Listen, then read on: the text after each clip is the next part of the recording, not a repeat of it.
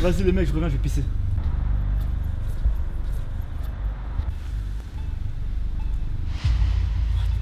Wesh, venez. Putain,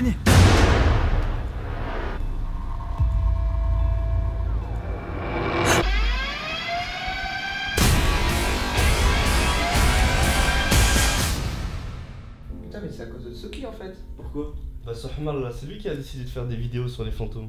Tu crois que c'est ça? Bah. Ah, vous êtes là, les gars? T'es là, tu les chauffes, ce qui s'échauffe. Mais qu'est-ce que tu racontes? Ta tête là, à cause de toi, on s'est fait attaquer par des esprits. C'est quoi ça? Hamas, c'est la force qui nous a attaqué qu'on vient l'enfermer. C'est ça qui vous a attaqué? Putain, ça recommence. Wesh, c'est quoi ça?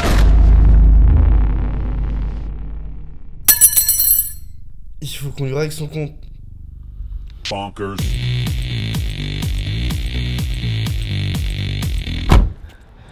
On est arrivé ou pas?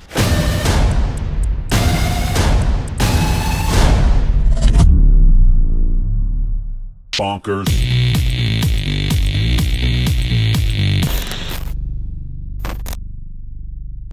Comment ça, scénario claqué? Il y a des trucs en tendance en ce moment qui sont 10 fois pires que ça. Salut tout le monde, c'est Tsuki et aujourd'hui on va parler d'un youtubeur qui, ma foi, a vraiment envie de percer dans le YouTube game. Vraiment.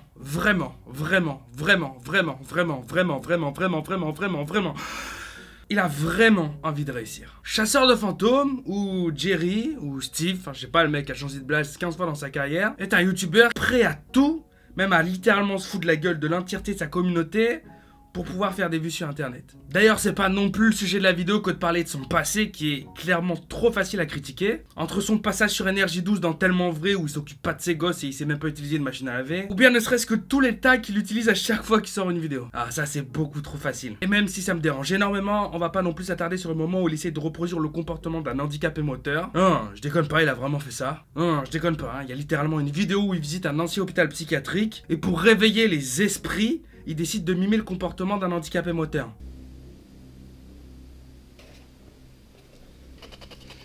Bonjour, moi c'est Guiri. Guiri. Est-ce qu'il y a quelqu'un?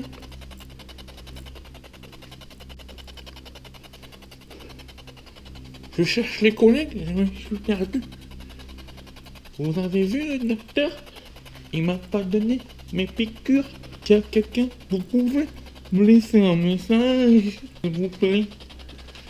Je cherche le docteur. Non, mais là pour un comportement pareil, le remède c'est pas une vidéo critique, hein. C'est direct balayette manchette. Vous l'aurez compris, on parle d'un chasseur de fantômes qui a entre guillemets pris la relève de GuessDX. D'ailleurs ça on va y venir aussi. Et pour le coup il enchaîne plus vite les fakes que les pleins d'essence de Max Skies. D'ailleurs au final petite boutade qui a quand même du sens puisqu'il a récemment fait une vidéo en duo avec Max Skies en plein urbex. Vidéo dans laquelle Max Skies explique qu'il a traversé la France entière pour le rejoindre en train. Alors Max Skies, à quoi il sert le Tipeee si c'est même plus pour payer l'essence là? Trop facile, j'arrête. Chasseur de fantômes est un youtubeur à qui il lui arrive des trucs complètement incroyables à chaque urbex. Imaginez le talent claqué de scénariste de Revo et Tarek mélangés en même temps sur une chaîne YouTube qui chasse les fantômes. Ah, je déconne pas, ça existe. Et ça donne ça.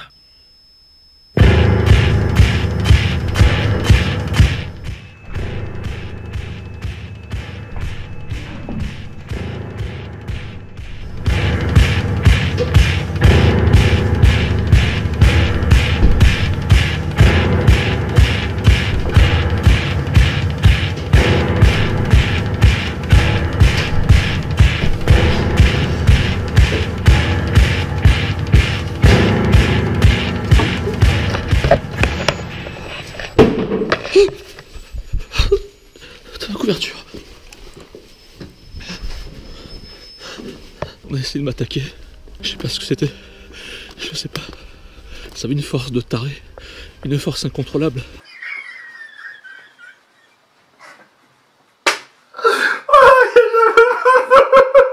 Alors peut-être que vu comme ça pour vous ça saute aux yeux que ça a l'air d'être un sketch, mais d'après les stats YouTube, les vues, les likes et les commentaires, what the fuck, les gens sont vraiment à fond là-dedans. Et si on a un commentaire qui remet en question la vidéo et qui chope un peu trop de likes, soit il se fait delete, soit il se fait littéralement incendier par la communauté présente dans les commentaires. Bon vous l'aurez compris, dans cette vidéo il visite en urbex un ancien hôpital où il essaye de chasser des fantômes, et à un moment donné il se fait littéralement attaquer par un fantôme. Bon vu que je suis un mec sympa, je vais vous expliquer comment on peut voir que c'est un fake. On a notre cher youtubeur qui se fait donc attaquer en vidéo par...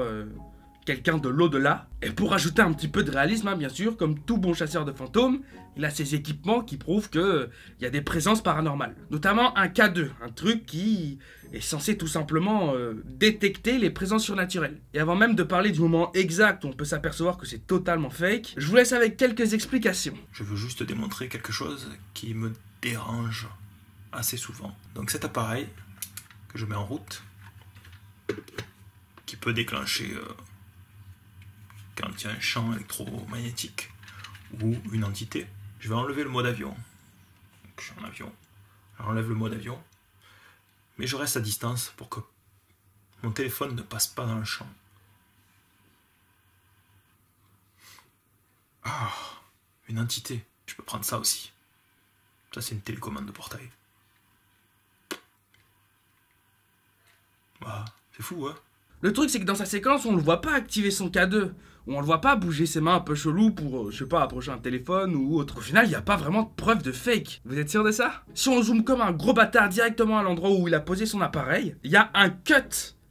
Il y a un cut assez intelligent, mais plutôt négligé, qui montre que l'appareil en vidéo ne s'allume pas en fait, mais tout simplement est déjà allumé sur une autre séquence de vidéo. Si on le repasse plusieurs fois ou même au ralenti, on peut voir qu'en fait, le cut est exercé au moment où l'appareil est allumé. On est d'accord que c'est complètement teubé de pas laisser la séquence où l'appareil s'allume et directement cut au moment où elle est allumée. La seule utilité de faire un cut à ce moment-là, c'est littéralement de fake sa vidéo. Avec ça en main, on peut le dire, hein, clairement, le debunk de la vidéo, il est plié. Chasseur de fantômes, ou Steve, ou Jerry, enfin comme vous voulez, a un jour sorti une vidéo où il était avec une femme et un homme. Et dans cette vidéo, en voix off, il présente la femme comme si c'était sa copine, il me semble, et le mec qui est avec lui dans la vidéo comme son cousin, à lui. Eh ben, croyez-le ou non, mais cette histoire, elle est fake. Genre, elle est complètement bidonnée. C'est-à-dire qu'en fait, la femme, déjà, c'est pas du tout quelqu'un de sa famille, c'est pas sa meuf, c'est rien du tout. C'est une fille qu'il a trouvée sur internet, sur Facebook, qui s'intéressait au paranormal. Et à qui il a proposé de faire une vidéo avec elle. Et le mec en question, c'est le copain de la fille. C'est-à-dire qu'il a pris deux inconnus sur internet qui étaient intéressés au paranormal pour leur proposer de faire une vidéo avec eux. Et sans leur dire et sans leur demander, en voix off, il les annonce comme un tel et un tel. De toute façon, je vais vous faire écouter une séquence sonore qui est assez drôle. La femme en question a demandé à un chasseur de fantômes de faire un hangout, en gros un genre de Skype public. Et lui, tout content, il prévient un bout de sa communauté et dit « Ah bah on va faire un hangout, venez, on lance un petit live. » Mais il s'attendait pas du tout à ce qui allait se passer et ce que la femme elle allait vraiment lui poser comme question. On va commencer le live comme ça. Tu vas juste expliquer que ton cousin Ouais. n'est pas mon copain. Mon cousin n'est pas mon copain. Comment ça? Non, moi, mon copain, Ouais.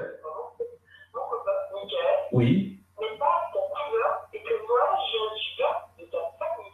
Ah oui, non, mais Stéphanie n'est pas ma copine ou ma cousine, quoi que ce soit. Enfin, n'est pas ma copine ou ma femme, etc. Non, c'est une amie que j'ai rencontrée sur Internet.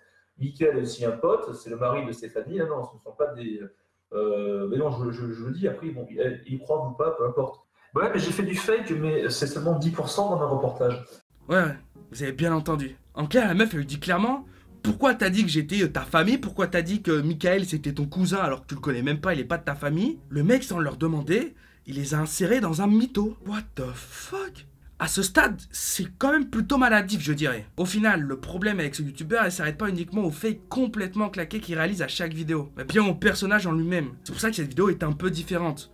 On sort des sentiers battus du debunk pour littéralement faire une vidéo critique. Phénomène paranormal, 60%. Phénomène environnemental, 40%. Phénomène technique, 10%. Mais putain, ça fait 110%, bordel de merde. C'est ton niveau en maths qui est paranormal, c'est pas possible là. Et il y a des vidéos qui fonctionnent et je comprends vraiment pas pourquoi.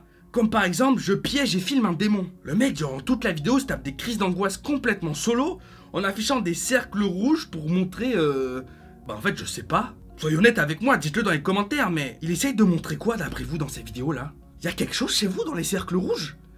Parce que moi, je vois rien du tout, en fait. Et dans les commentaires, les gens s'enflamment. Ouah, vous avez vu un visage le regarde à telle minute? Ouah, elle a un bruit. Non mais c'est pas possible, les amis.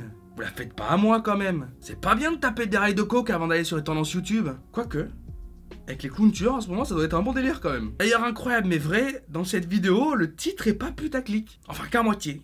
C'est-à-dire qu'il capture vraiment un démon. Encore une fois, chacun sa version. Mais disons que pour lui, là, il capture un démon.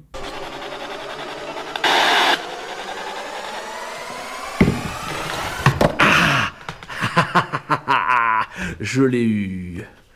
Je t'ai eu. Voilà mes petits fantômes. Et voilà, je le tiens, il est dedans. Tu sais pourquoi il est dedans? Parce que dedans, c'est ce que j'ai mis. J'ai mis une bougie de la Vierge Marie, ainsi que de l'eau bénite. Et maintenant, il peut plus sortir de là.